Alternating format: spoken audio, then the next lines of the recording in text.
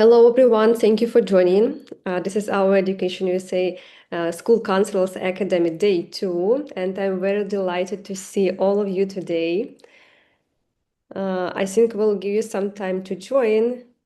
And while you are joining, I have also prepared a nice warming up, just question for you to recall on day one and see what were your emotions about that day? Did you have a chance to think about maybe what you heard yesterday? So I will share my screen while you are joining. And on my screen, you can see just like a simple question about the weather. So what was your weather about day one? You can choose like three types of different forecasts. So for example, number one, this is about clear sky. And it means that you found clarity and you know what you will use. You have found new resources. You heard some good information. And this is like for number one. So feel free to write number one in the chat. Two, this is for partly cloudy. This is about good ideas are forming. So like you heard nice ideas and maybe something is starting like to forming in your mind. But you are still a bit connecting them. Yeah, so you need some time to match everything together. And day number three, this is about thunderstorm. So it means that everything is still challenging. It might be like this, no worries about that, no problem about that, because yesterday we covered a lot of information, a lot of resources. Everything will be shared with you. But anyway, you will try to use all this information in a useful way. So please choose your weather for day one. How are you? Okay, and I can see. Yeah, so I see that some people couldn't join yesterday. No worries about that. We had actually an amazing session yesterday.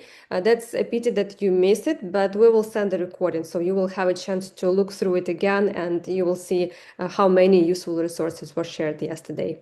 Clear sky, yeah, that's number one, sometimes number two, but most of them, yeah, this is number one. And this is amazing. Thank you so much for being so active yesterday. Thank you for raising the topics that are challenging for you. It's always nice to hear from your perspective what is like a real matter for you. And this is like what helps us to create something new, some new kind of programs, maybe resources, maybe webinars that we will consider in future, and we'll try to help you to have more clarity in this way. And moving to our program, today is our day 2, August 25. Thank you so much again for joining us and spending this evening with us. As I mentioned yesterday, today we'll have amazing sessions. The first one will cover Common App, and we have our special guest Meredith, who will just like tell you everything, all the details about this application and what you should know as counselors. I'm sure that you won't have any questions after that. After that, we will move to presentation about focused advising, STEM, AI, student athletes. This is like something which is like very popular nowadays among students. So how advisors, how counselors can be helpful in this way, and what you can do to help your students to choose the right way, the right path in their future. And of course, as I mentioned, one of the most interesting sessions, this is about AI, of course.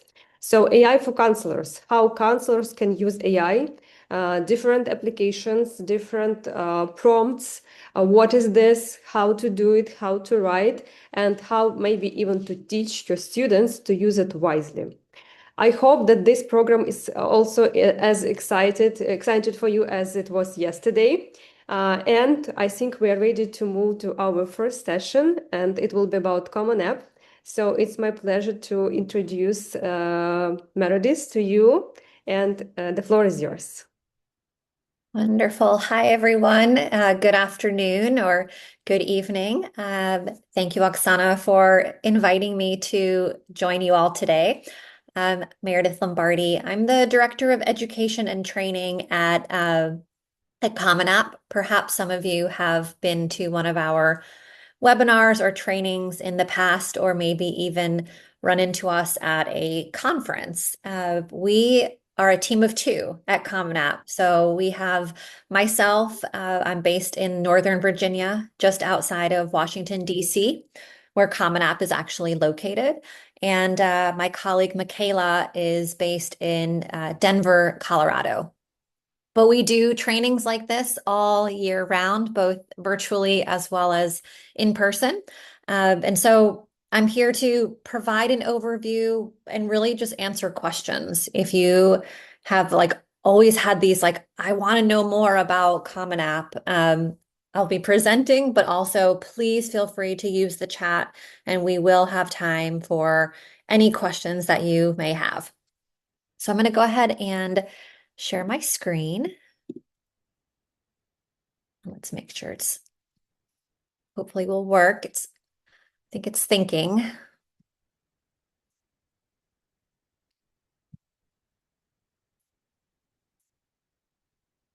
Oh, here, let's see. It's saying it's paused. Yeah, I think it's still like loading. Okay. Oh, there. Okay. Can you all see that okay? Yeah, perfect. Okay, great. All right. So what we'll cover today is I will provide you this overview of Common App, show you some of the student and recommender experience.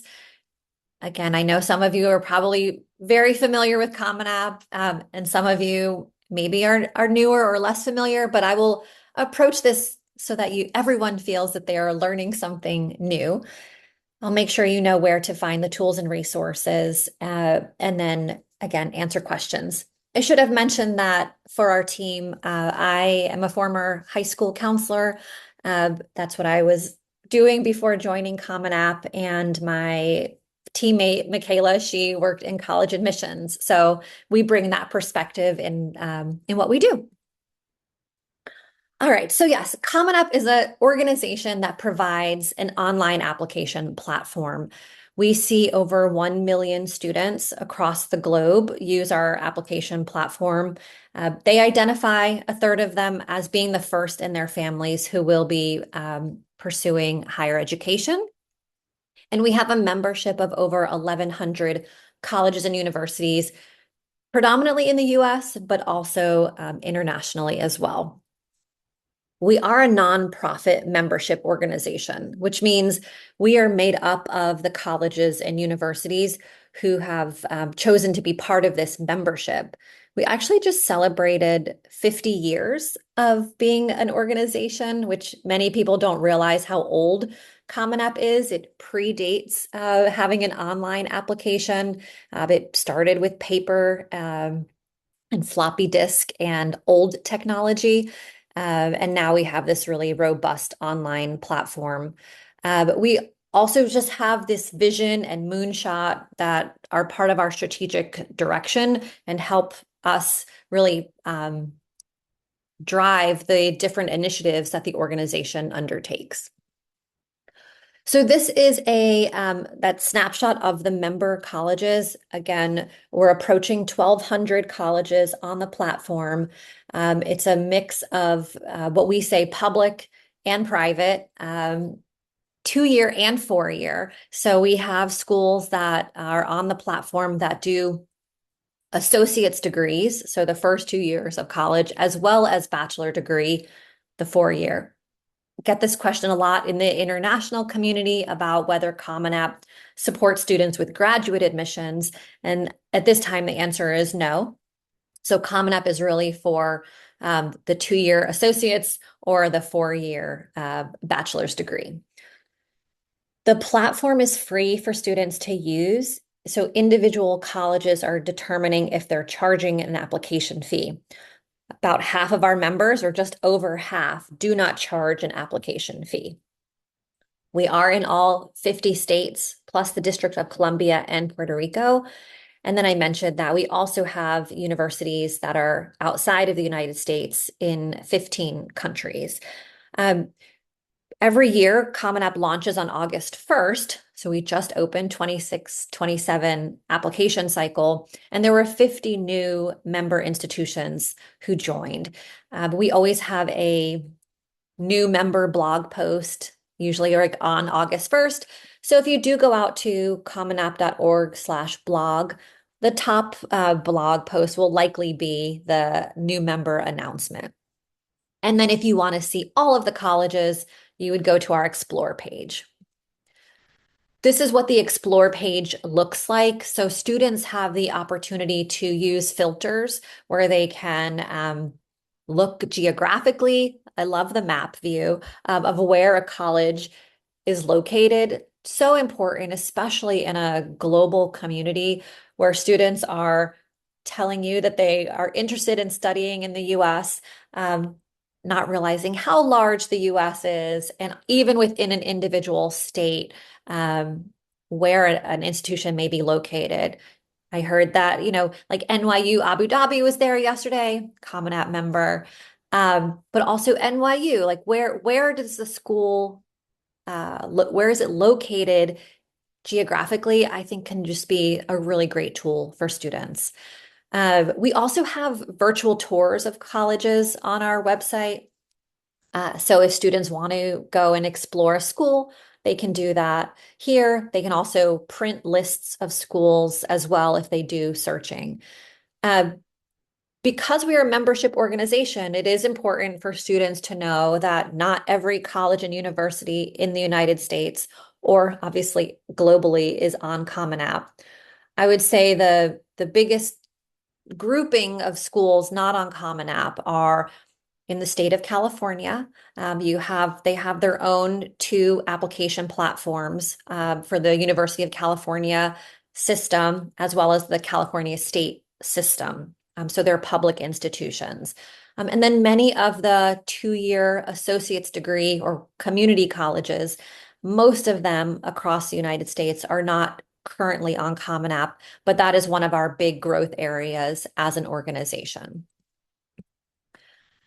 So last year we had 1.5 million students submit just under 11 million applications. Their students are coming from, again, all over the world, 200 different countries and territories. So about 10% of the students using Common App are coming from outside of the United States. And you can see here our top 15 non-US countries. I will also share these slides at the end so that you have this as a resource. If you are someone who wants to see more data, we provide through our data team a lot of free resources and data reports. So on our research page, you can find research briefs that our data team is writing.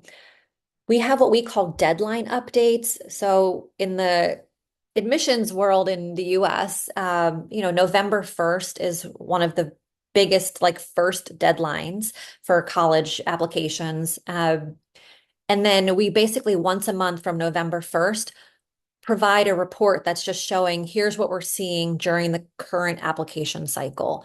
So we do one November 1st, December, January, February, March. So that's 5 monthly reports. And then we'll do one at the end of the season. And so all of these are out there on our website. All right. So we'll now shift into what is this experience like? How can you help your students create their accounts and navigate the account?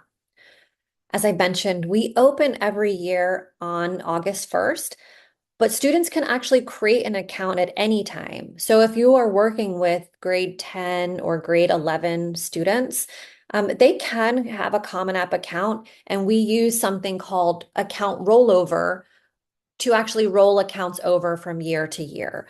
So if a student creates an account before August 1st, we will roll over their username and password, which is their email address. We'll roll over any colleges that they add onto their list. So again, a membership of 1,100, but you may have students only applying to 4 or 5 institutions that they've added to their list. And then we'll roll over their common portion, which is called My Common Application. So these are responses to questions about them, not about the colleges they're applying to. For you as counselors and advisors, you can have your own practice student account.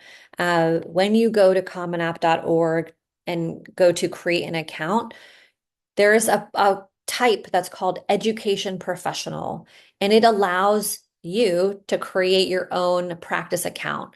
So I highly recommend this instead of creating like the first year student account. The first year student account is seen by colleges as like a prospective student, whereas the education professional is just a play environment. It's the same exact environment that is the live environment. You're just not seen by colleges as a prospective student. Therefore, you're not getting any of the, promotional emails from colleges. And you're not getting onto like their lists that they're sending any communications. Um, so yes, if you don't currently have a student this practice account, I highly recommend creating one. The first year application, if you have been doing this for a few years, you probably have noticed that it has new looks and feels every few years. So this past year, we did do a refresh of the application. And it really is just to help it be more user-friendly for students. So we have a left navigation with all the different sections that students can go through, separated into this overview dashboard, and then an apply section where they have their My Common application, which is common to them, and then My Colleges, which are their colleges on their list, and then an explore section, college search, direct admissions, and financial aid. We won't go into the direct admissions because that is predominantly for students who reside in the U.S. But your students will still see that section in their application. They just most likely may not see any these proactive offers of admission. So the dashboard is like the landing page for students to help them get organized, see how far they've come in their application, see what deadlines are upcoming. My common application is the general common portion where students are filling out questions or responding to questions in 7 different sections: profile, family, education, testing, activities and experiences, writing, and then courses and grades. It sounds like a lot, but I hear that it doesn't take that long to answer questions, especially because not all questions are required. And also, you probably see that sometimes there are questions that are not relevant, especially in an international environment. And if a question is optional, it will not have a red asterisk. So required questions have the red asterisk. We do have a 24/7 support team. So students on the right-hand side will see links to our support team where we have frequently asked questions, as well as their ability to contact someone on our support team if they do need assistance. I mentioned earlier that Common App is free to use. Every college determines if they're going to charge a fee. And so there are these 600 colleges that do not charge a fee. We also have a fee waiver in the application. So this year is a little bit different for how the fee waiver is being accepted at Common App member colleges. So colleges can actually say, we accept the fee waiver for all students, or we accept the Common App fee waiver only for US students, or we accept the fee waiver, we don't, no students. So that is new this year, but hopefully it provides clarity, particularly for international students. If there are any colleges that don't accept the fee waiver, then students will know in their Common App if they do have to pay an application fee, and they'll know upfront. So where students will see this, it'll either be in the application, in the fee waiver question. For individual colleges, students, I'm going to show you on the next screen. It'll be on their information page. The application also has these grids, or like basically like Google Sheets or Excel, that shows them all of their requirements. There's a column there about application fees and waivers. And then when students go to submit, there's also information about the fees or a fee waiver. And again, I should have mentioned obviously at the top that fee waivers are for students who indicate that they have economic need. Okay, so in my colleges, which is where students are going to complete their college-specific questions, this is an overview page here, and you can, I don't know if my, um, there's a part in the top right that says application fees and fee waiver in the screenshot. And that's where it's showing, okay, the fee for US students at this institution is $70. The fee for international students is also $70. And then it's saying the Common App fee waiver is accepted for eligible US students only. So this would be an example of an institution saying international students are not eligible to use the fee waiver to apply to this institution. In my colleges, students will see their list of colleges. Again, they'll answer the college-specific questions. They're going to complete the FERPA release authorization, which is the Family Educational Rights and Privacy Act. This is for the student to give permission to their high schools to send transcripts and letters of recommendation, their academic records, to the colleges. So students do have to sign that electronically in their Common App. They're also inviting and assigning or adding counselors and recommenders here in my colleges. They're submitting their application here individually to different institutions. And then some colleges do have a second submission for a writing supplement, which also happens here in my colleges. So Common App has these 4 different recommender types: a counselor, a teacher, an other recommender, and an advisor. And that will, how you might engage with Common App will depend on your role, either in a school or organization. So you might get invited as a counselor, you might get invited as a teacher, you might get invited as an other recommender, or you may get invited as an advisor. So it just depends, and happy to answer questions about that. Common App does have several integrations with college and career readiness systems. So this is here. So we integrate so that at some high schools, their counselor and teachers are using one of these platforms to submit letters of recommendation and upload transcripts, and then send them to Common App to send to the colleges. So I would be curious when we get to Q&A if any of you support students that may be at a school that does work with one of these platforms. But just know that the system is smart, and it will tell the student that they have, indicated that they go to a school that says that maybe uses C Alpha or uses Bridge U, and then they're instructed to do things differently for the counselor or teacher recommender invitation. We do use for the recommenders, we do use what we call single submission or one and done, meaning that the counselors and teachers and other recommenders only have to submit a form one time for a student. So if a counselor uploads an academic record or transcript for a student, they do that one time, and then we would send it, whether the student applies to one college or 5 colleges. It's only one upload for the counselor. There are a lot of different forms, but they're not all used for all students. So the counselor role is going to see uploading a school profile, which is a document that accompanies the high school transcript, the school report, which is the document that also goes with the transcript. If a student applies early decision, which is a binding decision, the counselor has to sign that agreement. Fee waiver if a student requests, counselor recommendation if it's asked for by a college.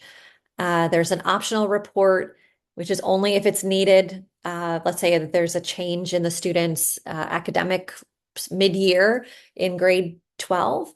Um, Mid-year report, some colleges ask for grades in the middle again of grade 12. Final report is the proof that a student has earned a diploma and has graduated. Uh, that's all what the counselors are seeing. And then there's the teacher evaluation for teacher letters of recommendation, and then other evaluation for other recommender evaluations. We do have resources on our website for writing letters of recommendation, differences between a counselor letter versus a teacher letter, and developing a school profile, that cover letter that goes with high school transcripts. You, again, may get invited in different capacities into our recommender system. Um, this is just a sample for the advisor role. So you might not be the school-based counselor for a student, but you're helping them with the process. You can still get in as an advisor. Students can invite up to 3 advisors, and the advisor has a lot of the same functionality as counselors. They just don't submit the forms. But again, if you all are submitting transcripts on behalf of students, then they would invite you as counselor, not as advisor. In this system, though, whether it's counselor or advisor, you have the ability to use search filters to find groups of students. You can track your students' progress. You can view the colleges on the students' list. You can actually see a copy of their in-progress application if the student gives you that permission.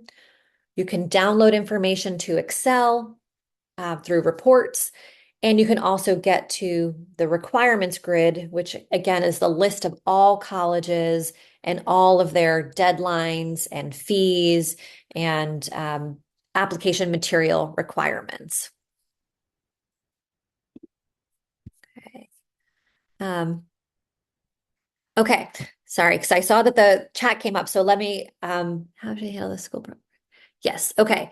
So I'm reading the chat question about if I work as independent, I'm not affiliated with a school, right? How do I handle the school profile? So the school profile is just for accompanying the academic record for the school. So my guess is that if you're not with a school, you would get invited as an advisor just to help support the student, where they're sharing their information between you and the student, but none of that information is getting delivered to the college. So you would not need to have a school profile. Good question. Oh, okay. So I know I went through the application and recommender very quickly. Happy to answer questions about that if you do have questions. But here's where you really can find these tools for you. Oh, yes. One is, and for your students, one is Common App does offer a free virtual mentoring for students through a partnership with an organization called UStrive. So all students see this question in the application about if they're interested to be connected with someone. The student does pick who they would want as a mentor, so it's not like they are just given someone, and they don't have to take advantage of this, but it's important to know that this is an option that is available for students, including students outside of the United States. So students see this question when they're in that first section of the application, the profile section. Within the fee waiver question, they're asked would you be interested in connecting with a UStrive virtual mentor? And then it's up to the student if they want to take advantage of this and what help they would like. So as you know, working with students, some of them are really at the beginning and they're trying to figure out their college list. Some students know their college list and they just want help with writing their essay. Some students are done with that and they just want help with how they're going to pay to go to college. So it can be any of those things. Students can just, again, if they're interested, they can connect with a mentor. For the counseling and advising community, the website commonapp.org really is like the hub that you would go to, in addition to Education USA, because it's such a great resource, where you can find our Common App resources. So here at commonapp.org/advisors, you can sign up for our monthly counselor newsletter. So once a month, we will send an update out to counselors. Uh, we talked about creating that practice student account.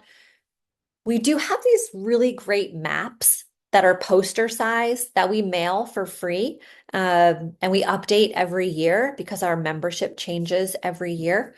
So if you're interested in having for wall space a big visual of Common App, you can request that on our website. Our recommender guide has, again, lots of resources. Um, we also have student handouts that are like PDFs that are in English and Spanish. I know it'd be nice if we had them in additional languages. Uh, and we have a YouTube channel that has different video tutorials. Something new that you also may be interested in, we have put out there a case study exercise, which is your ability to go and you can either get full PDFs of mock student applications, and we also have how-to guides if you wanted to create your own. So if you wanted to run an exercise with students where they could compare different applications and make admission decisions on, would this student get admitted? Would this student get waitlisted? Would this student get denied? You could create your own for the students that you support. So we've just made this resource available in the past week. So I wanted to highlight that. All right. We also we do host trainings for free, and this past year we did several short recordings. So we did one for new counselors, one on academic reporting, so like getting grades or courses into the application, scholarship matching. We did one specifically for international students where we were joined by the past president of the International Association for College Admission Counseling, Wilson Lee. So that recording's available. We did one specifically on how account rollover works and then on data. So if you're interested in any of these recordings, they're on our video channel. And then I mentioned our support team is available 365 days of the year.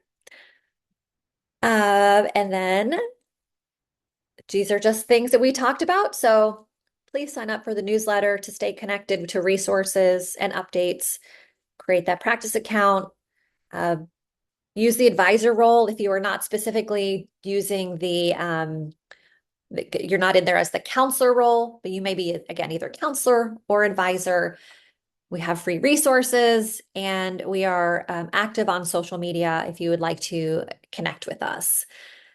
I'm going to open it up to questions and also just before I stop sharing my screen, just know that, again, Michaela and I make up our education and training team, and we also have a 24/7 support team, which we are not.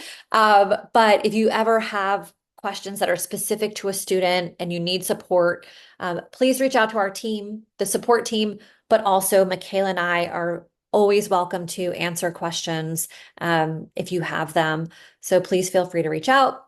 And then if you get the chance, you can either scan the QR code or I'll send the link over to Oksana. But we're always just interested in, is this information helpful? What can we do differently?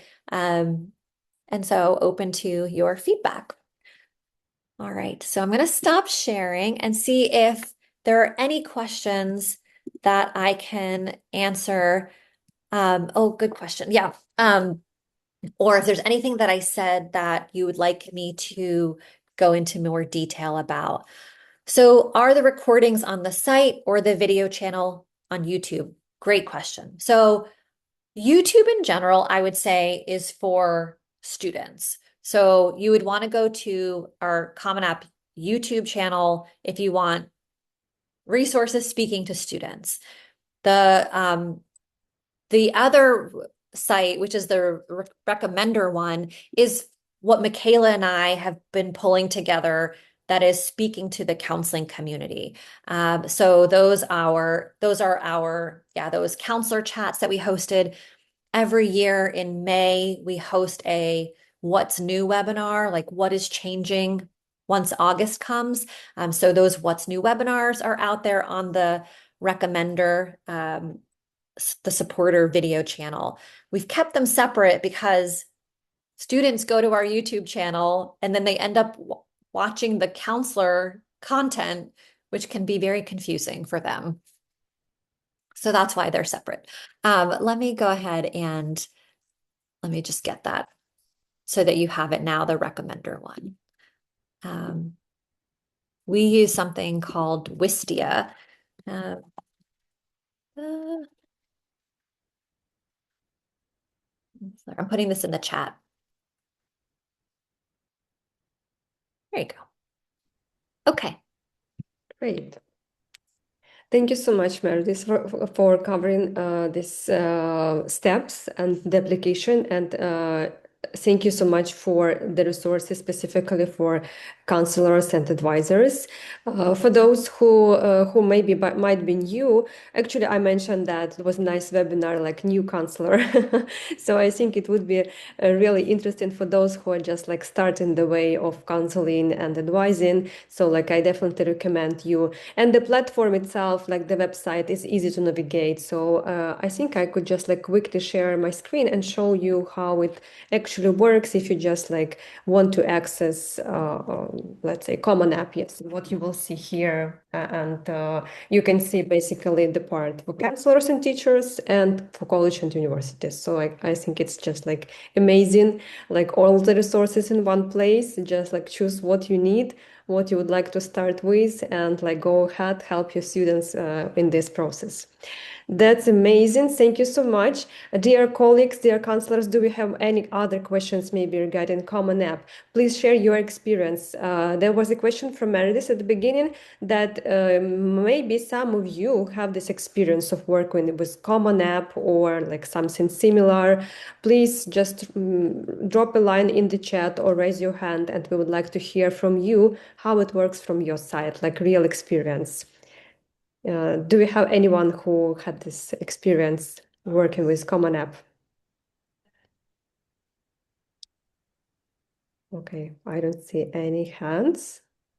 I would love to that question. I would be really interested in knowing if there are certain parts of the application that that students often ask you about, like they get confused with how to respond to a particular section, or if there's a question that you find that students are asking you about over and over.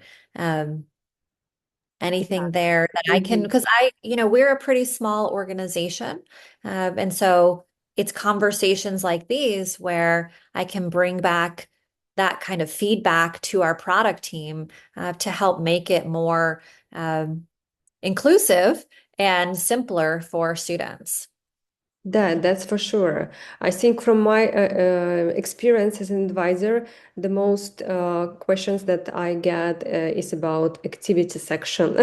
So students are always like asking, what should I put there and here and things like that. So they might be a bit confusing with this. But yeah, my colleague Alina, by the way, she also raised her hand. And yeah, Alina, could you please I join? think my question is pretty similar. Hello, everyone. And thank you so much, Meredith, for this opportunity and for sharing this wonderful presentation. In my role as advisor that I'm also advising students. So I would say that the questions that I get are pretty similar to the ones that have been submitted here in the chat section. So it's also about where the extracurricular activities and honors needs to be put. Sometimes students confuse them. So, I think that might be useful just to explain to them. Another thing is that sometimes when the students would make me a recommender or would make me an advisor, because you need to have this application preview, right? So in many cases, I wouldn't see that instantly. I would have just to tell the students back that, hey, just make the application preview so I can just check your application. Sometimes that takes time, and you cannot just respond instantly to the student. So yeah, and I see some more things in the chat here, so I don't know. You can answer also them. But pretty much the experience I have with the students, it's always very, very good. So I think it's pretty clear.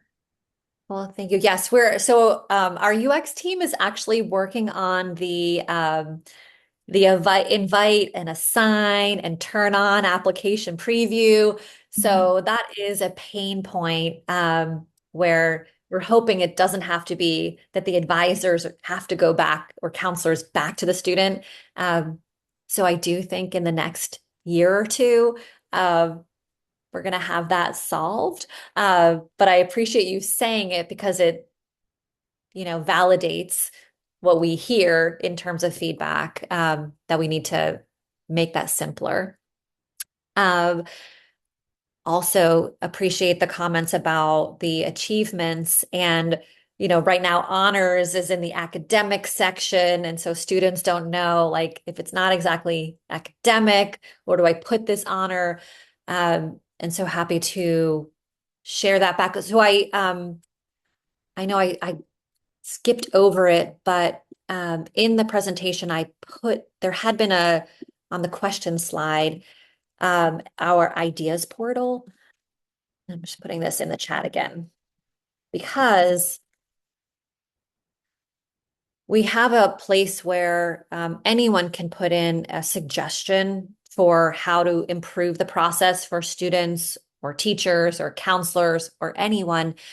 And our product strategy team uses that to help prioritize what things to work on.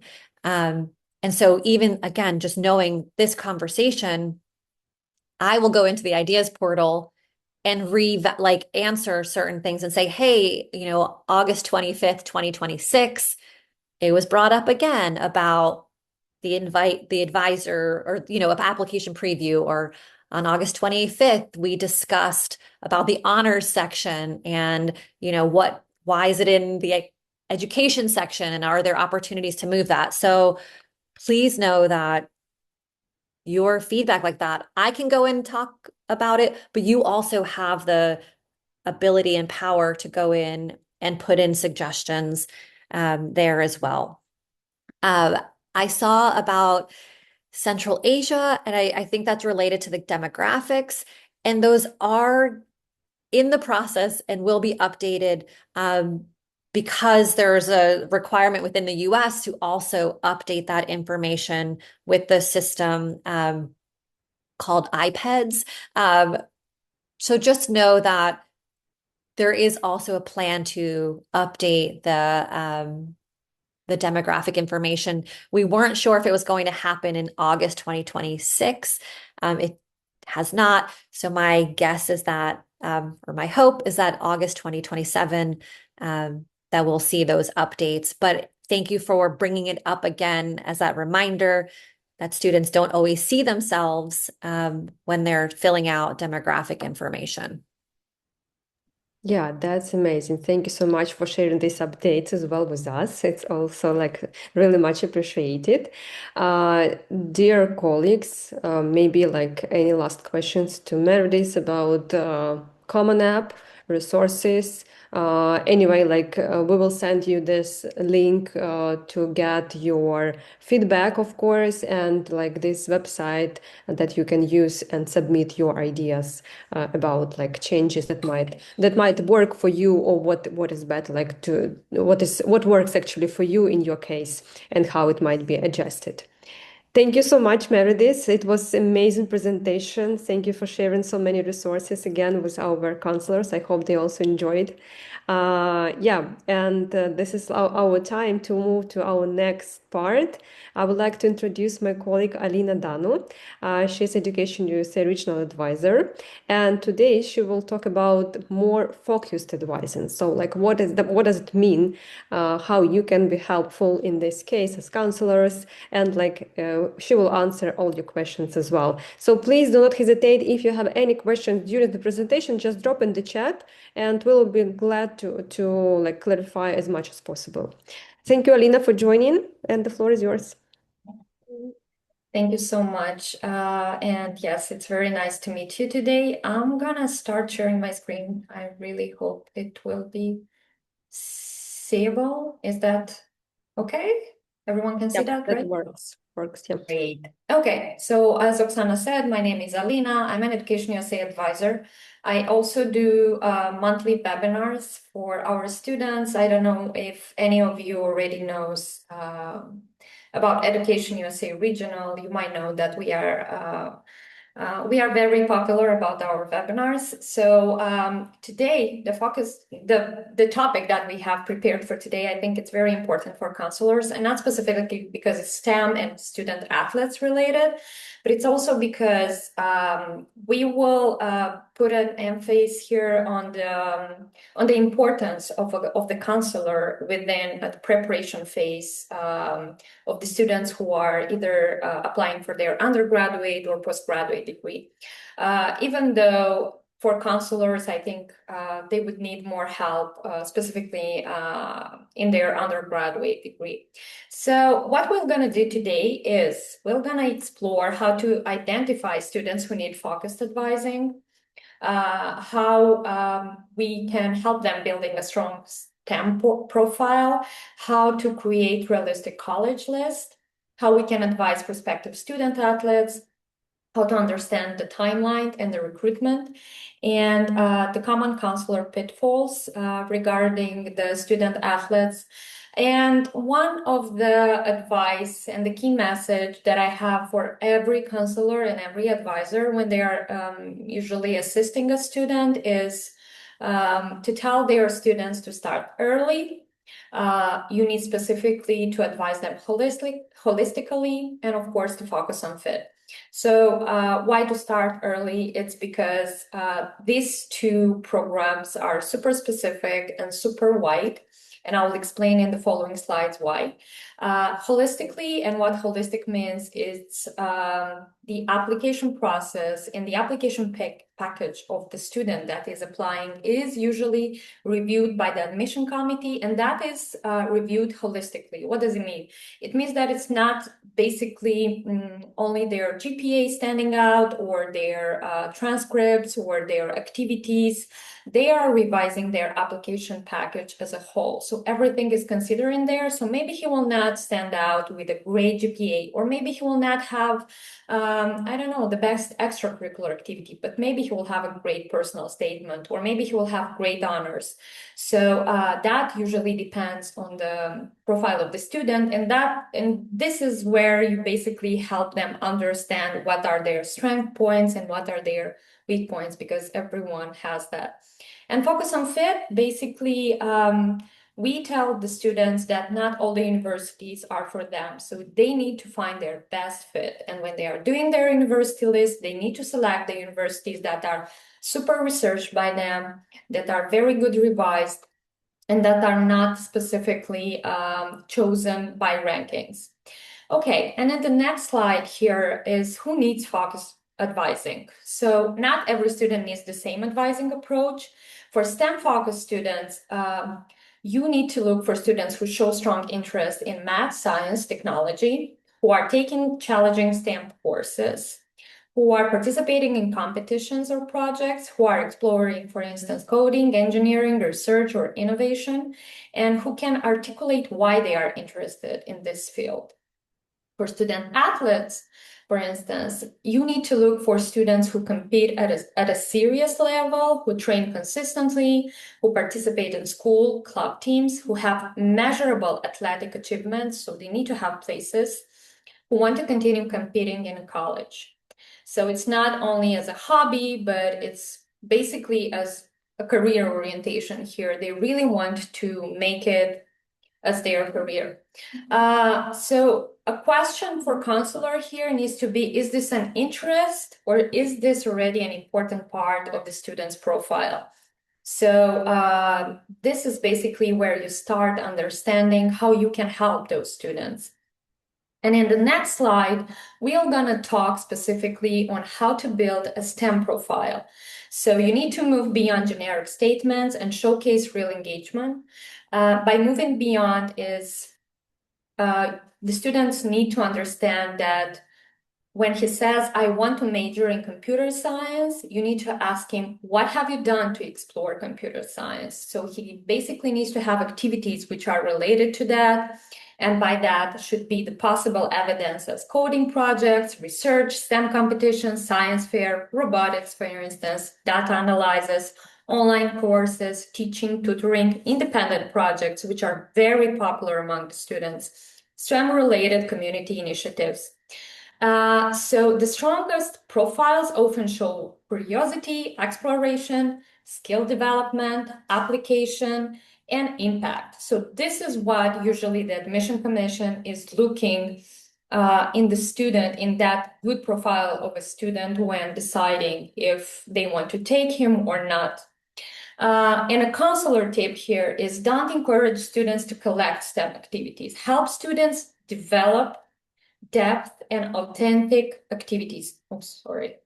My God. So help them to be authentic and depth. So what I mean here is usually students tend to think that they need to have a tons of activity, which would be related specifically maybe for STEM or for art or for everything else as a major. But we are encouraging them to not focus on the quantity, to focus on the quality of those activities. So they need to write in their extracurricular section in Common App, for instance, specific numbers, specific input that they did, specific results. So they don't need to talk in general. They need to provide exact information on what have they done towards the STEM profile that they are choosing. And the STEM college list, what should we consider when helping them crafting that list? They need to build a balanced list based on fit, not just rankings, as I mentioned before.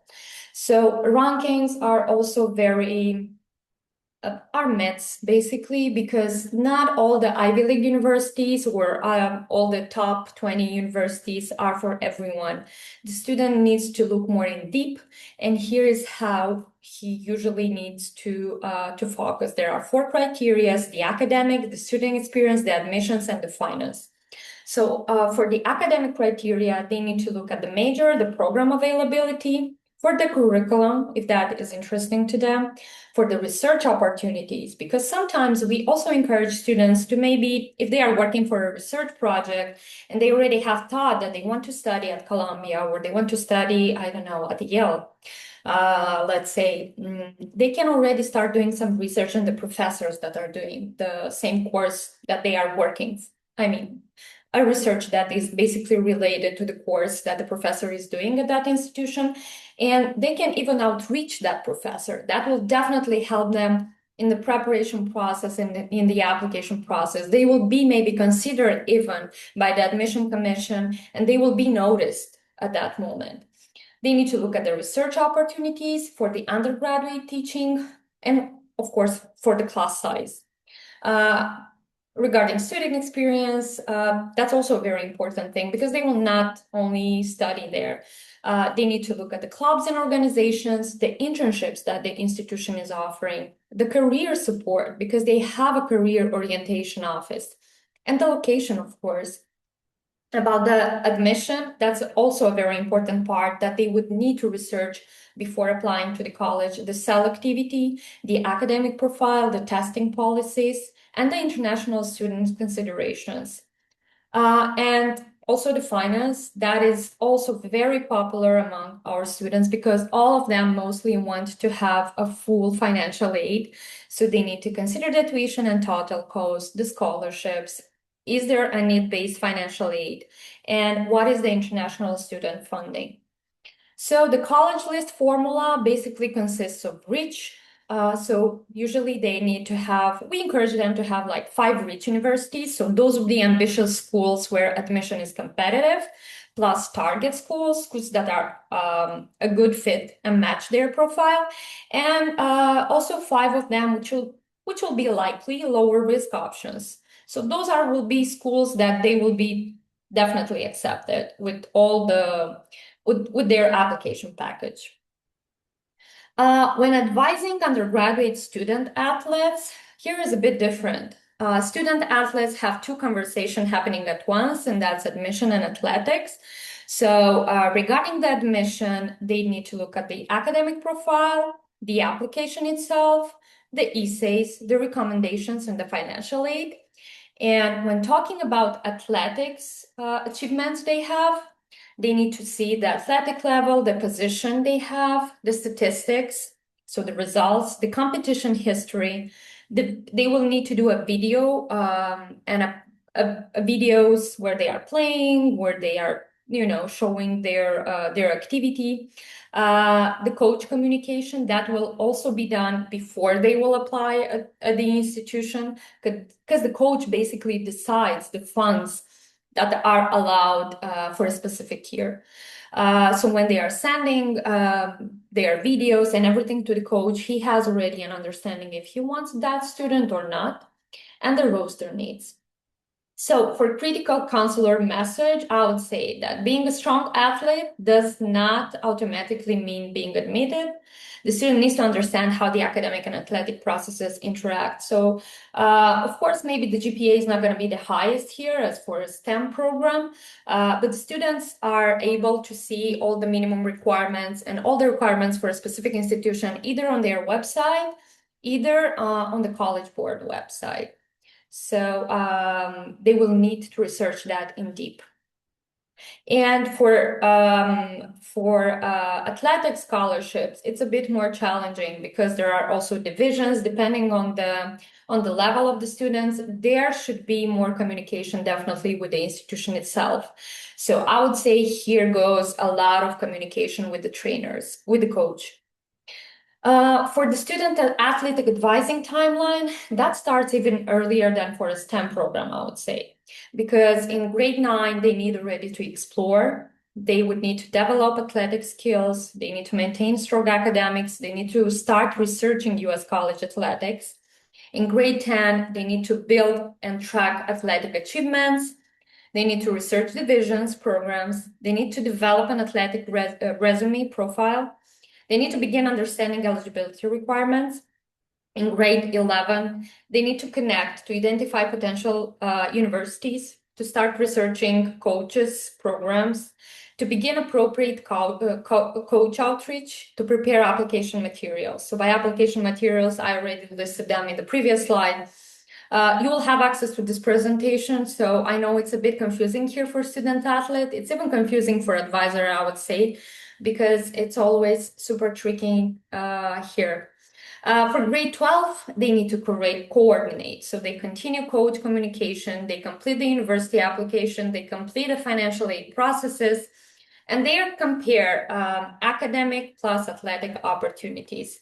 So the counselor takeaway here is don't introduce the athletic pathway in grade 12. They need to start doing that much earlier than that. So if they'll come in grade 11 to you, maybe they can do something if they have, let's say, a strong profile, if they have good results there. And at that time, they already need to outreach the coach, let's say. If they would start doing that in grade 12, I mean, that's impossible, basically, because they need to already start preparing for all these previous steps. So when talking about finding the right athletic fit, instead of asking which university has the best team, we should ask the student, where can this student thrive? So for the athletic fit, they need to consider the level of competition, the team needs, the position, the training expectations, the potential playing opportunities. For the academic fit, they need to consider the major, the coursework, and the academic support. For the financial fit, of course, they need to see if there is athletic aid available, the institutional scholarships, if there is need-based aid, and what is the total cost.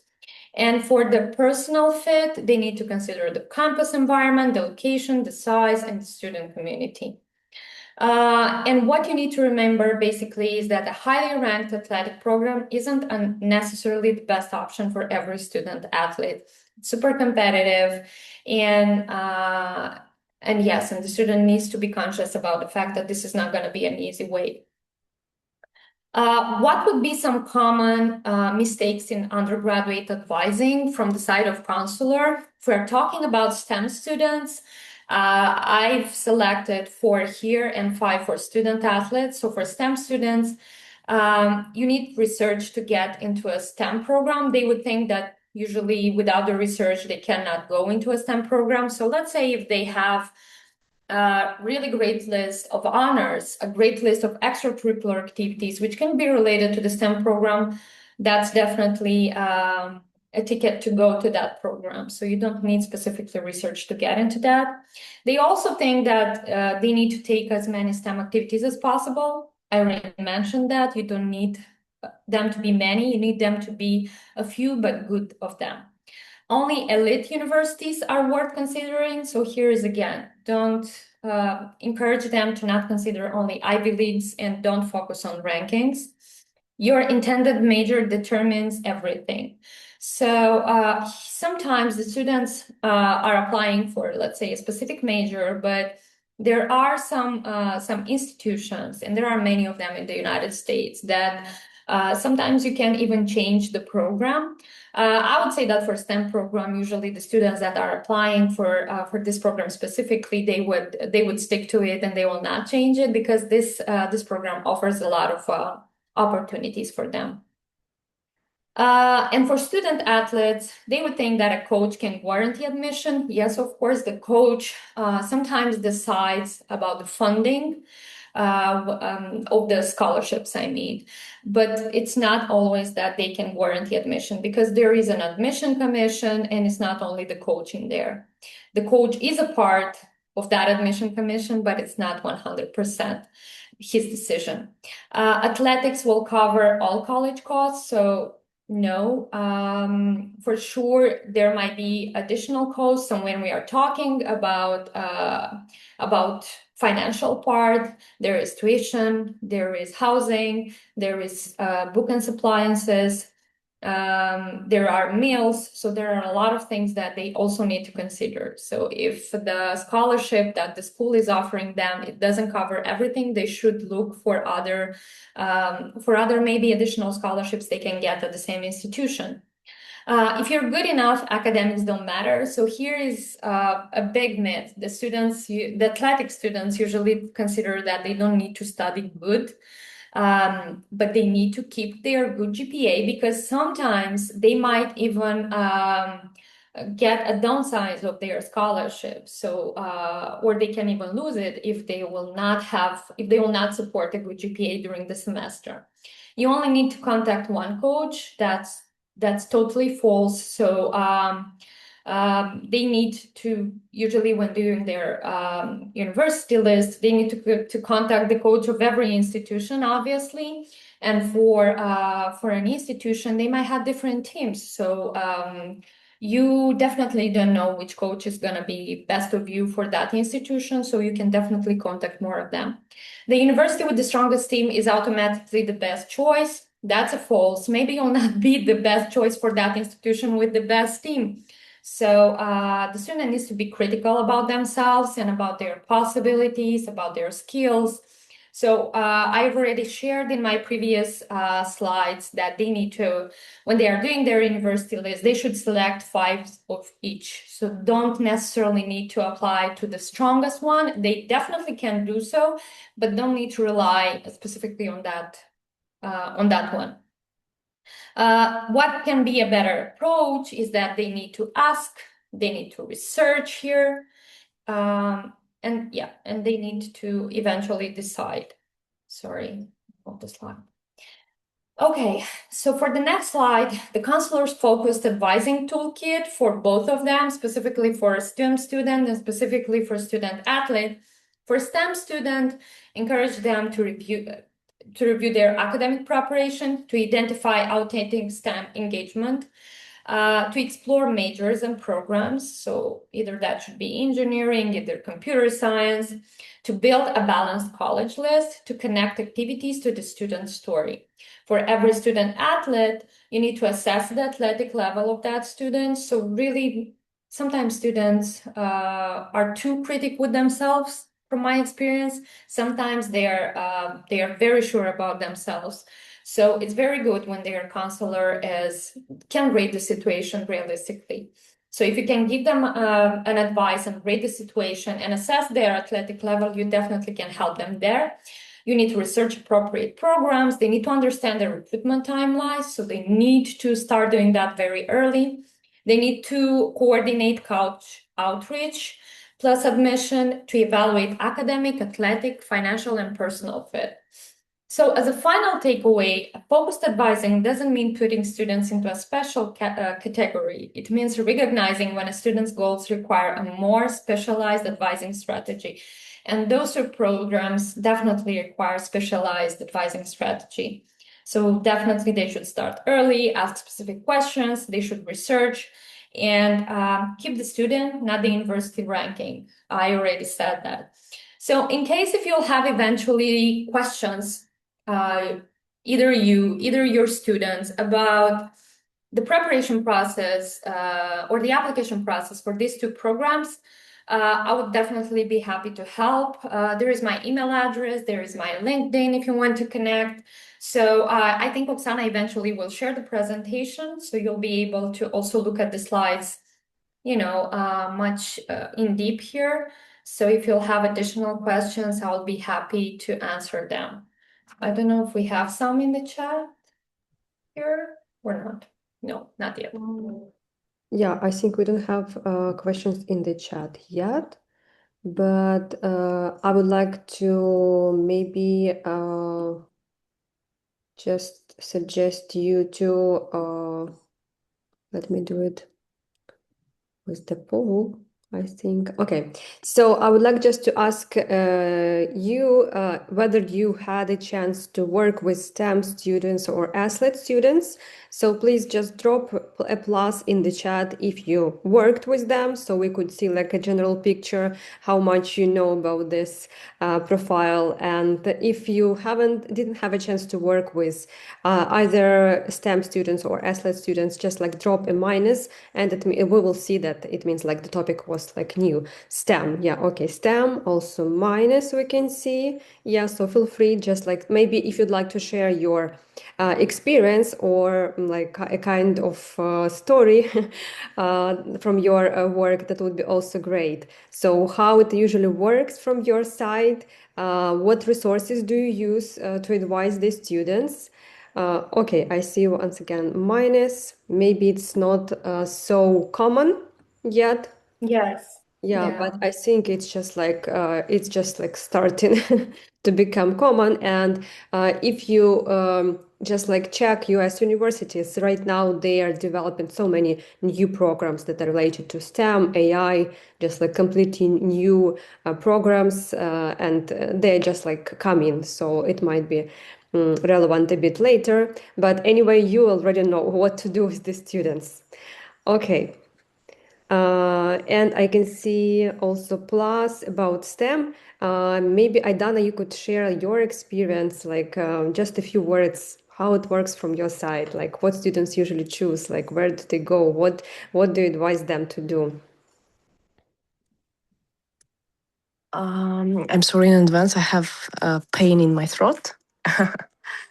So yeah, our students STEM focused. Majority of graduate students, they apply to STEM majors. And we start advising, doing different extracurriculars from grade 10.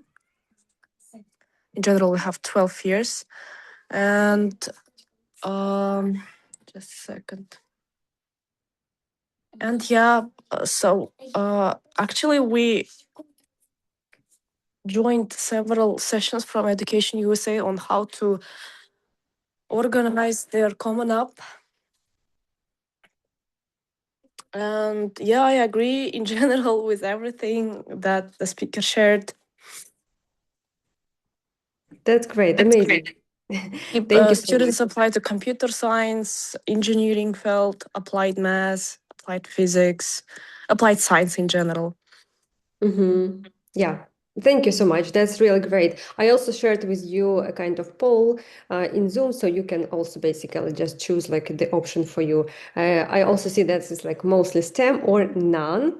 And I think like one person answered like both of them. That's great. So you're very experienced and this is wonderful. You're always welcome to join our webinars. Our webinars are completely on different topics. We have like months of just like athlete students advising, or we have like months of topics that are dedicated to STEM, like application process in general and things like that. So please join our webinars. You're always welcome. And yeah, I think we are ready to go. Thank you so much, Lina, for this amazing presentation. We will share the slides with you, and I think it was like clearly detailed and like the structure was amazing. So we are moving on, and I'm glad to introduce my colleague Zlata. Zlata is a guru of AI in our team. So today she will share what she knows about that and how you can use it maybe in your work and even everyday life. Thank you, Zlata, for joining. The floor is yours. Yeah, hi everyone. I have one question before we start. Can you see my presentation and can you hear me well?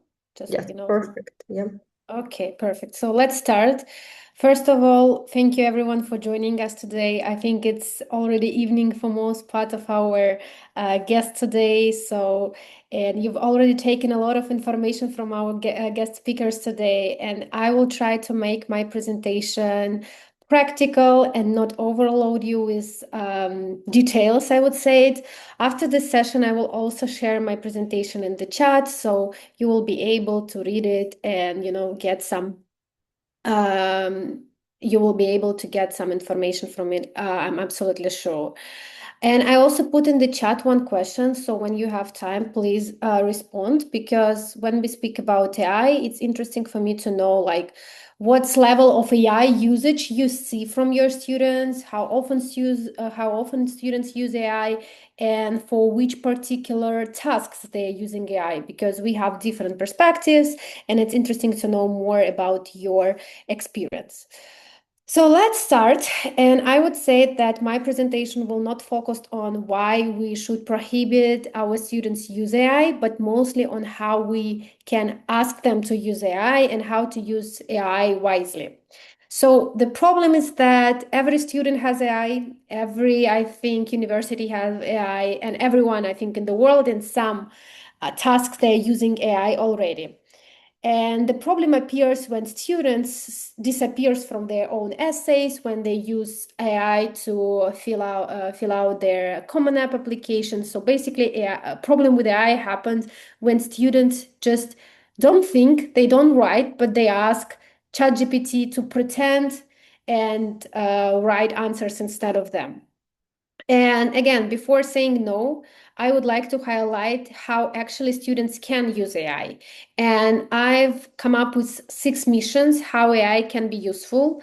The first one is research, find colleges, programs, deadlines. AI works perfectly with these tasks. Brainstorm ideas, brainstorm questions, brainstorm some interesting perspective of your stories. It's also good usage of AI.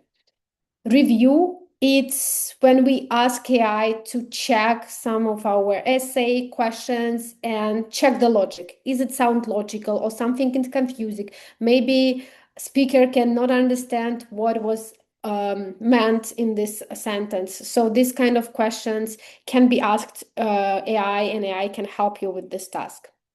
Also, AI can fix your grammar, clarify some ideas, rephrase it, because we are not native speakers and sometimes our sentences might be not very logical, and some native speakers don't understand some of the phrases that been using in tasks. Again, practice, very a practical, AI is a very practical tool. You can speak with AI, you can ask questions, AI can ask questions to you. So when we have interview stage, AI is your like tool for students to prepare for some speaking parts. It's a good way of using AI. And finally, organize yourself. Sometimes students very bad with management and time management in particular. And I would say that students really get better results when they start organizing their workload using AI, using some special tools to make it more structured and understand clearly the deadlines. So overall, AI is your teammate, not your person who can be you. So don't try to use AI and ask AI to be yourself, because it's impossible. It's just a system, it's machine that can be wrong. So my next slide will be dedicated to the tools, and I think this one might be very useful for you and for your students. So when we speak about AI, we speak not about one tool, but we speak about hundreds of platforms. And I would say every year, the number of platforms are growing. So a couple of years ago, we had ChatGPT, Gemini. Now we have, I don't know, 15 different general assistance AI platforms. But mostly, the most useful for students will be general assistance, which can help you to generate idea, to explain something, to provide your feedback, and again, help you to practice before your interview. Other parts of AIs is very good with research, and I would personally recommend Perplexity and Gemini, because these are two platforms that are specifically focused on the research process. So when we ask ChatGPT, please, I don't know, find me information about all universities that provide financial aid, full scholarship for international students, ChatGPT use all information, including not relevant one. But Perplexity and Gemini, they are focused on most relevant sources. So these two platforms, very good for researchers. If you want to use AI to, review your documents and maybe provide some feedback, platforms like Notebook, very good one, because the platform use only files that you upload, nothing else. And it's very safe tool when you work with some sensitive information. Notebook and platforms like this is very good tool for students and for advisors as well. We also have some general language platforms that help you to correct grammar, to help you translate information, Grammarly, DeepL. Before it was more like a translator or some grammar tools only, but right now all of these platforms have AI at some point and can help you to improve language skills. And as I said, half of these names will be different next year, so don't worry. And the rule is that you don't choose one AI for all your tasks, but you choose wisely for which part and for which task you can use this specific AI. Okay, so this slide, I would say more like a handout. You can save it, print it, and you can share it with your students. Again, the problem happens when you have one tool for all your tasks, and also problem with prompts. Basically, I would say most parts of negative side effects of AI happening because of the bad prompting. And instead of saying no to AI, no AI to your students, you can just teach them how to write prompts, how to use good platforms, and how to check information. Let's move to the next slide, which is dedicated to the prompts. And here I just want you to check like whether it sounds familiar to you and how you understand good prompts and how you understand bad prompting. But basically what we can see, the first rule is like use good verbs. Don't ask to rewrite, ask to, I don't know, compare, point, list. And, none of the good prompting starts with write essay, write, I don't know, common app question instead of me. The better prompting happening when you ask for feedback and ask like where reader can be confused, can you point the lines? And I would say it's better even to write at the end of the prompting, don't rewrite, because we will talk about this later. There is some ways how people can understand that text is written by AI.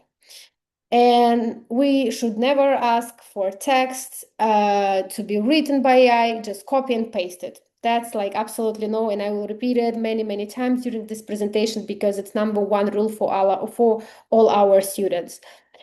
Prompts and tasks can also be different. You can ask, for example, we have word limits in some sections, and instead of asking AI, please shorten my essay, we can just ask AI, please, which sentences repeat the same idea, please list them, or I don't know, please highlight this section at the essay. So even if you ask something to be changed, instead of asking change completely, just ask it to highlight and then ask your students to write it by themselves. When we talk about essay, I would say that this is the part where mostly students, where we see students use AI very badly. And my rule for everyone, I think here is that every sentence should come from the student, not from the AI. And when we work with students, we always recommend to use AI during the essay process, but use it to explain your situation, to provide more questions which can help you to formulate a better version of the situation, which can help you to explain what was happening. Because sometimes when you start writing your essay, you write your first draft and it looks bad because there is no details, there is no emotions. And that's the part where AI can help you, and AI can help you with questions. So I would say when we talk about essay, where AI can appear only when you ask to help you generate ideas, help you generate questions um, to help readers understand better the situation. And also you can ask for the feedback. It's a good prompt to ask AI whether my essay sounds truthfully, whether my essay sounds like I am applying for this specific program, or it doesn't make sense at all. So this kind of tasks AI can help you with, but mostly revise and do all your writing by yourself. And every decision should come from the student, not from the AI. Even if AI is saying to you, I don't know, I don't like this part seems to me very emotional, the decision should be made by the students, because sometimes some students more emotional, sometimes students less emotional. And when you prepare your application, you have some tone of voice, and this tone of voice is clearly visible during the whole application. And if your half of your application is written by you and it's have some mistakes, it have some particular words that you're using a lot, and other part doesn't make sense with the first half of the application, it will be very noticeable for admission officers. Okay, so bad prompting and good prompting. Yes, when you ask ChatGPT for a prompt, you can receive completely different results based on your prompting. So instead of asking, again, write common app essay about moving to a new country, you can ask AI to provide you questions that can help you to uncover this story. My favorite one, students use it a lot. They just put their essays in AI and ask ChatGPT, make it sound like Ivy League. And we hear it, and I think my advisors will confirm that this is one of the most popular prompts among the students. But in reality, what does it even mean? Like, nobody knows how Ivy League student sounds because everyone is different and every voice is different.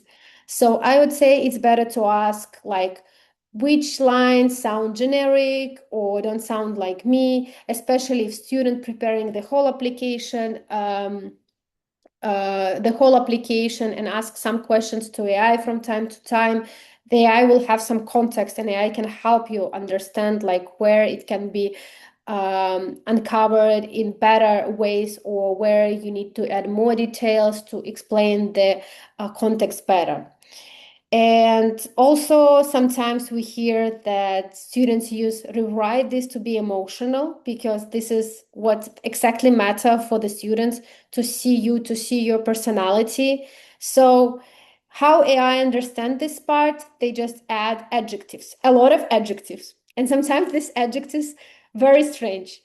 And if you want to provide a better emotions and you want to provide a better context, you usually do it not with adjectives, but with verbs, because you're explaining the context, and the context usually explained by the verbs. What you was doing, what was your friend doing at this moment, I don't know, what your family was doing at this moment. So you're trying to provide a picture of the scene, what was happening at that moment. And it usually happens with verbs, not with adjectives. And let's go to the next slide, to the Common App, because we talked a lot about like the essay part where students should uncover their stories, but we also have this Common App field where form itself is very standard. So it seems like you can use AI and that's it. But not really, because what AI can help you? AI can help you to understand some words. I don't know, class rank, explain what GPA is, help you to count GPA, help you to, I don't know, understand what the difference between extracurricular activities and other parts of the Common App application. So AI is a good translator and good context provider, because sometimes if students go and just translate this word, it might mean different things. So AI can help you to understand better the context. Again, we have activity sections, and AI can help you in this section to count how many letters you used. It's nice. Someone is trying to provide the feedback. So yes, activities, AI can help you to count letters, count, and maybe spot some repetitions if you're repeating the same idea. But don't try to use AI to write activities instead of you, because AI can make things better and bigger than it was in reality. And sometimes it's very obvious that it was not happening, especially for admission officers who have been in these jobs for many, many years. They know like what kind of activities and what level of activities usually students have. And AI can just make it bigger and make it sound absolutely not realistic. With personal essay, we already say absolutely no. We also have this section, why us? Why us essays? Also, absolutely no to use AI during this part. Don't ask AI to write answer instead of you. Overall, I would say that in Common App section, AI can help you to explain, count, maybe question and review some parts of your answers, but never write answers in the box, because this is very confusing, and a lot of students use AI to add information in the Common App field.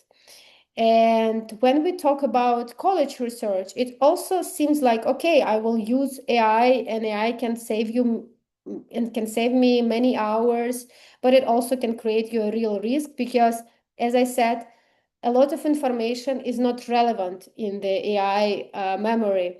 And AI collect all information from different sources, but we do not ask AI to provide relevant information. And sometimes, so if you do not do your prompting well, then AI will provide you answer, with maybe outdated information, or maybe information that is not true at all, because all AI platforms are hallucinating. Sometimes they're thinking about like one thing, they believe that this is true, but in reality, when you check the website or when you go to the official page of the university, this information was never published on the website. So these things are also happening, and the good way how you can use AI for college research is to come up with a list, but also come up with resources and ask for the links where this information was found.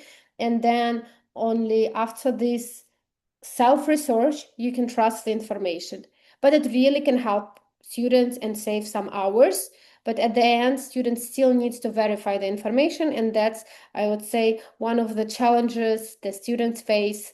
They trust AI, and at some point, AI starts hallucinating. And in reality, we need to check it one more time manually together with students. So this is one thing that students should also be careful and should pay attention to.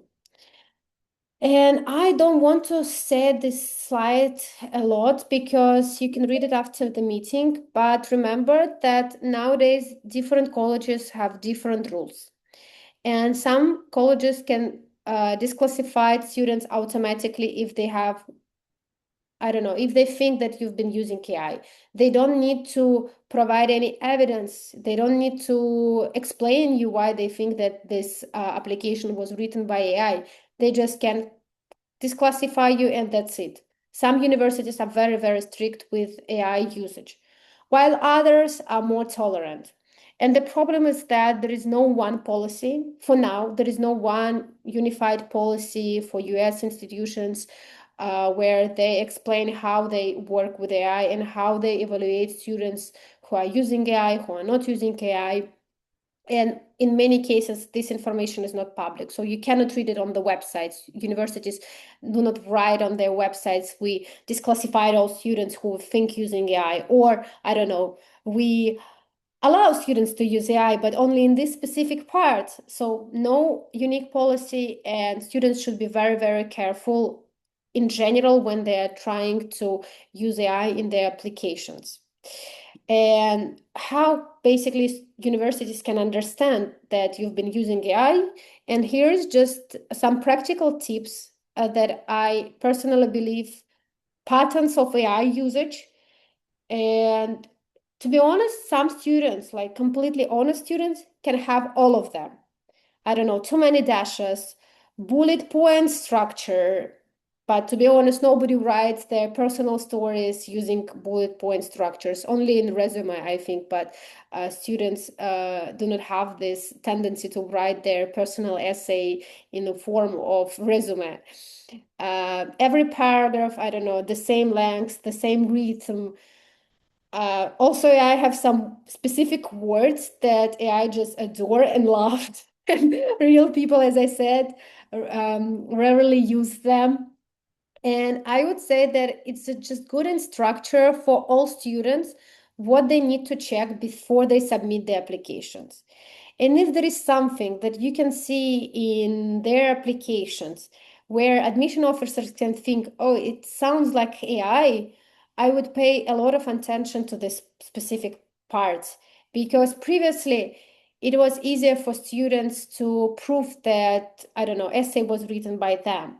Nowadays, it's not so obvious. We have so many tools that can write essay instead of you, that can help you to submit your application instead of you. There is some platforms which I even do not ask you to input any information manually. You can just use some agentic AIs that will completely go on the website, fill out all the information, prepare essay, submit, and you do not nothing. Like students on their end do not nothing. And this way students can submit, I don't know, 100 applications to different universities. So nowadays, we basically challenge our students to sound and work a lot, not only on their application, but also on how their application should sound truthfully and not sound like an AI. And also here, I would say that we have a very good example. If you can just read it and comment in the chat, does it sound like it was written like a 17-year-old student? So just, I will maybe pause for 1 minute. Please read this paragraph and let me know if you really believe that this paragraph can be written by a student.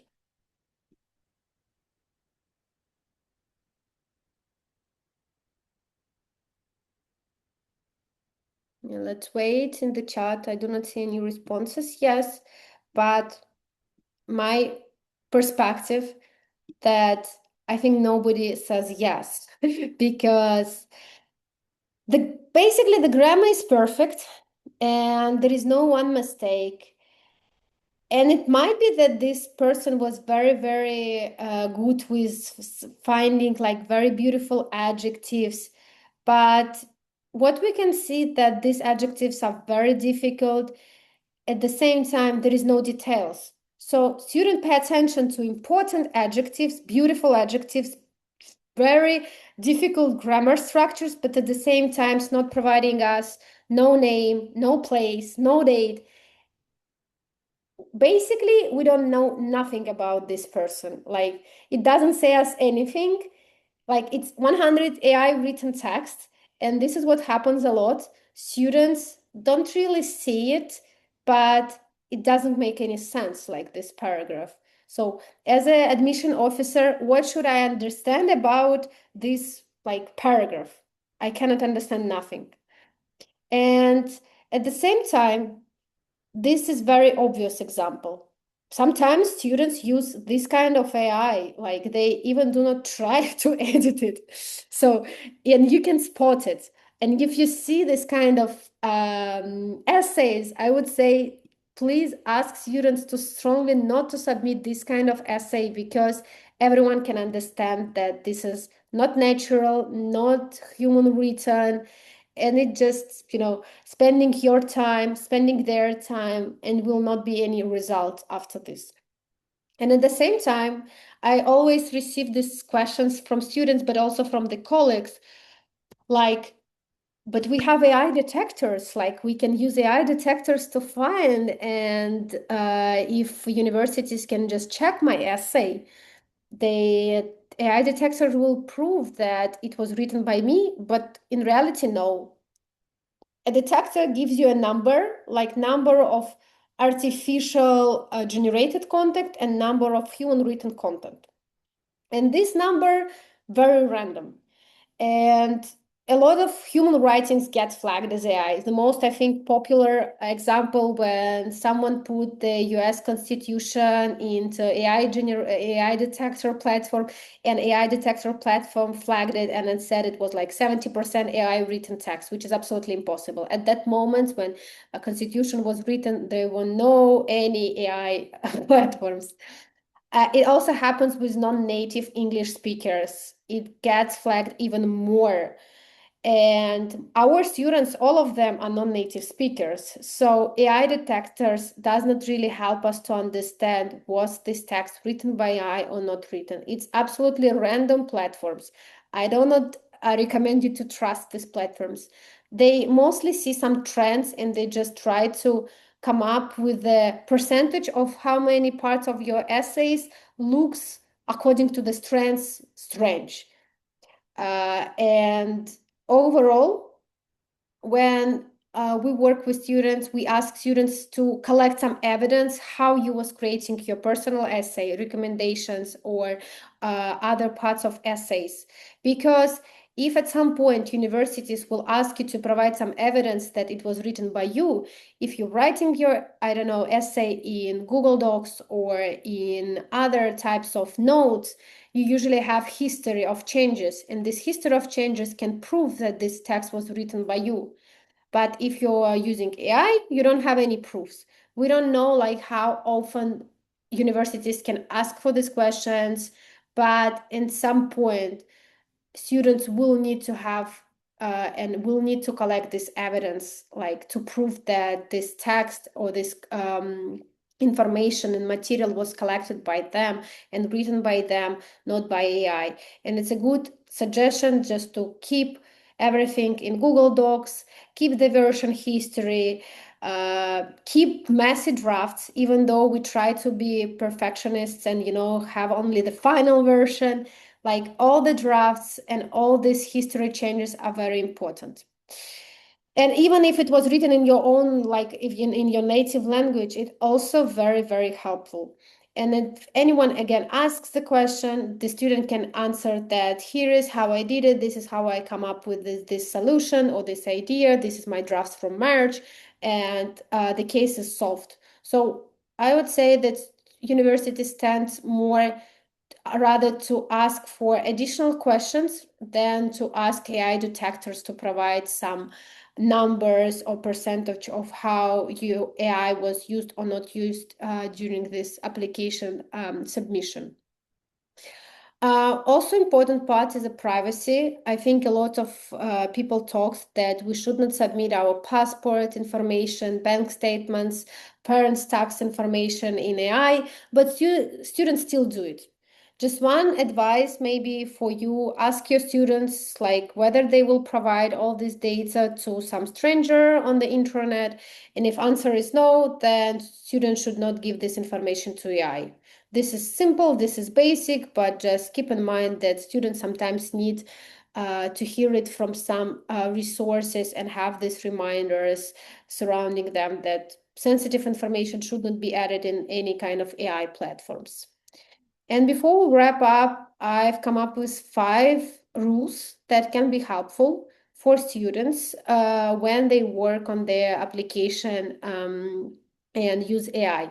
First of all, ask AI to ask you questions, but not ask to write it instead of you. You can ask AI for feedback, again, not replacement. Very important facts on official websites should be verified. Never trust. So double check. It will take you some time, but you will have better understanding and you will have better quality of your application when you use official information. Keep your voice recognizable. Tone of voice is very important. If you're emotional, keep your emotions. If you're a very structured person, make sure that the whole application is very structured. And check universities on AI policy because some universities already have this information published on the website. It usually not sound like we recommend students to use this kind of AI platforms, but not use this type of platforms. It's usually just how they reflect and how they feel about AI generated content, but as well as how students during their studies can or not use AI. So these AI policies very differ. Ask students to check it before submitting their applications because some facts might be very interesting for them. And my last slide, I think this one will be useful for you. Just all my thoughts combined in one slide, so you can again make a screenshot. But the most important part that something has changed during these last 4 years. That a few years ago, students had basically one worry: finish the application on time, and that's it. That was the most important. And now they have to finish it and not sound like AI, because even the most honest students are very scared now to be perceived as AI, because AI is like a huge red flag, I would say, for some universities. And don't bring this topic to your students asking or prohibiting using AI, but rather ask them to use it wisely and use it on their own help, understanding that this tool can be your supporter, can be your advisor, but cannot be you. This is very important. This is not human. This is robot. This is machine. And universities trying to recruit people. They're trying to recruit humans, not AIs. And when we had this presentation, I think 3 years ago, it was not so obvious for admission officers how AI generated content look like. So at some points, those students was more lucky, especially students who applied in 2023, because this was, I think, the first year when AI really was very popular among students. So AI basically appeared for public in 2022, but most part of students start using it from 2023. So these students was very lucky. They had huge amounts of opportunities to use AI and not be so obvious for admission officers with using these kind of tools. But now it's obvious, and some universities really strict with these kind of tools. So just tell students about this. Yes, if they need any kind of help, we also have some webinars on our education regional page where we uncover, and we also have some topics and webinars when we invited admission officer representatives to talk about AI. And this will be very interesting perspective, like how they uncover this topic. So don't be threatened. Don't threaten your students. I would say don't prohibit to use AI, but rather explain what kind of dangerous side effects might AI bring in their admission process, and help them to verify information and make it sound more like a human. I think I will stop sharing my screen and I will open the chat and check if we have any kind of questions. I see that they use AI for most of school homework. Yes, it's true. Unfortunately, when I was studying at school, we had only some kind of websites, and mostly it was only, I think, math classes. But now, ChatGPT can help you with all kind of homework. Perplexity, yes, Perplexity is just one of the AI platforms which specifically highlights research possibilities. So if you want to do research, if you want to, I don't know, collect latest news, Perplexity is the best tool. It's very big one. It's like on the same kind of level, ChatGPT, Gemini, Claude, Perplexity, but all of them different, can help you with different tasks. Yes, I don't think they should write personal essay with the use of AI. Yeah, I also believe that it should not be the case, but unfortunately, a lot of students do it, especially because essay is very important part of the essay, and sometimes students think that AI have better knowledge, better understanding what should be in their essay. As I said, make it sound like Ivy League, but nobody really knows how Ivy League students sound. So sometimes it happens just because students don't have enough, I think, expertise and don't have enough practice with writing this kind of papers. So we should just explain them that it's fine if you have mistakes. To be honest, sometimes when I'm preparing my presentations, preparing my emails, I by intent add mistakes. So people read my emails and understand, okay, this was written by human. At least it has some mistakes. So I would not say that this is kind of a suggestion to all students, but it also might work. In activity section, there is character limit when you shorten the description, make it stronger, more impactful verbs, and adapt it to Common Act format.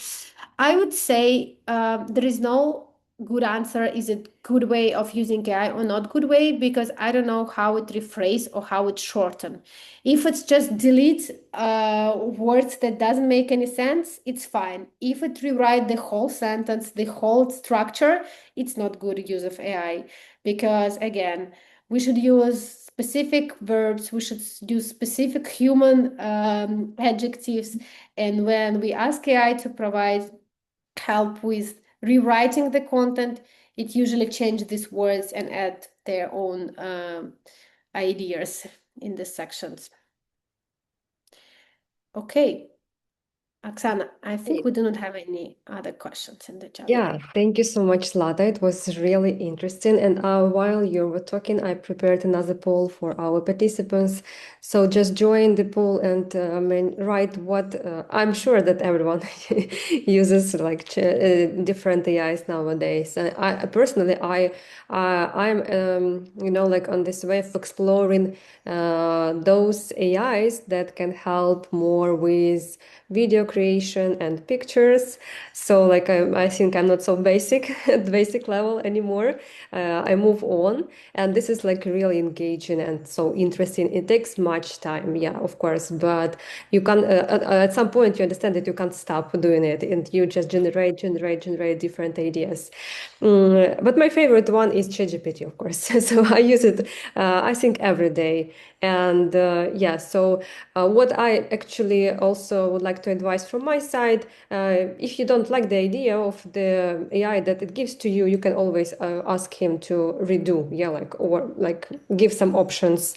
So like, from my experience, I was preparing also some slide to make it structural, for example, and look more professional, you know, like without, so it would be visibly comfortable for participants to look at this. And when I don't like the first idea, I just like ask him to maybe redo, give some other prompts, like what I would like to change, what colors to add, like this white space balance and so on. So like, don't be afraid to ask. Like, there are some limits, of course, but if you have like this desire to explore more, that's always like I think something that is great. Yeah, and I see like many of you are users of ChatGPT. This is like I think one of the most favorite. Also Gemini, Claude a bit, and others. It would be interesting to know how about others. And yeah, thank you so much for your questions. As I mentioned, this information will be useful for you, and I'm sure that you enjoyed this presentation from Zlata. Okay, so I think it's time for final questions from you. So, dear colleagues, dear counselors, advisors, today we covered Common App, we talked about focused advising, and we also talked about AI. It's time for your questions, like final. If you have anything to add, maybe just like share your experience, your stories.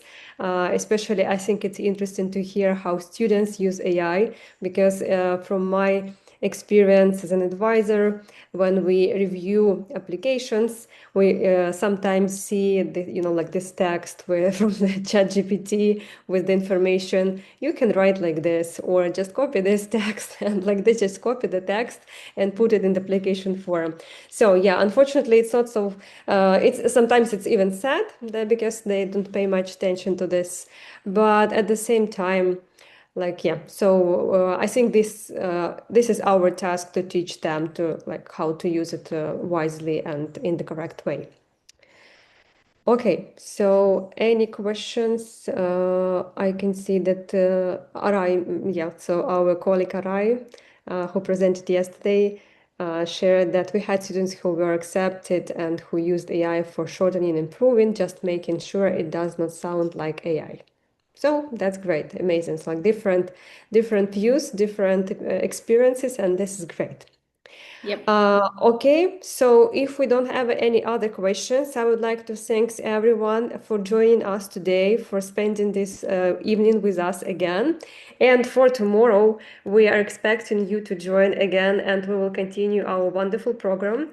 Tomorrow, you will have a chance to meet two special guests, even three, I would say, from different universities. So it's also your chance for networking and maybe inviting these US representatives to your schools. They could easily present to your students, to your colleagues. So please join, make these contacts, and enjoy the information that we share. Thank you so much. I wish everyone to have a great night, and see you tomorrow. Bye bye. Goodbye.